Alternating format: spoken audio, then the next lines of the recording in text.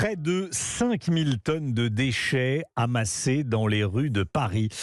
Eh bien, c'est l'illustration très visuelle et olfactive de la grève contre la réforme des retraites. Les éboueurs sont mobilisés depuis une semaine et pour les habitants de la capitale et pour les touristes, la situation commence à devenir très difficilement supportable. Wilfried de Villers avec nous. Bonjour Wilfried.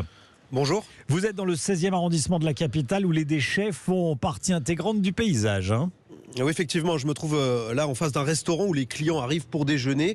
Et puis, juste à côté, un amoncellement de poubelles recouvre le trottoir, des sacs noirs, les poubelles débordent tout simplement.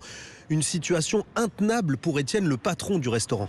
Tout est plein à ras-bord, ça déborde et du coup ça pose la question des mauvaises odeurs, de l'hygiène. On a des clients qui viennent, qui commencent à nous parler un petit peu de nuisibles comme des rats, des trucs comme ça. Donc pour un restaurant ça fait une mauvaise image quoi. Des questions d'hygiène, mais aussi un risque de perdre des clients. C'est ce que craignent d'autres restaurateurs avec qui j'ai parlé ce matin. Un peu plus loin dans cette rue, Lise tente de se frayer un chemin à travers le tas de déchets devant son immeuble. En train de dégager en fait le passage parce qu'il y a des poussettes dans le quartier, il y a des personnes qui sont en fauteuil roulant et en fait ça les empêche de pouvoir passer. C'est sale, ça attire les rats, les cafards.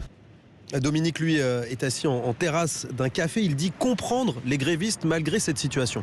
C'est sûr que c'est pas très joli de voir des amoncellements de tas d'ordures partout dans Paris, mais enfin, je pense que la grève des personnels, elle est justifiée. Moi, je trouve ça plutôt pas mal que les éboueurs, c'est tout de suite visible, ça pose tout de suite problème.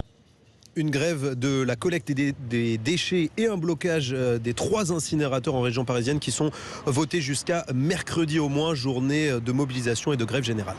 Merci beaucoup Wilfried de Villers.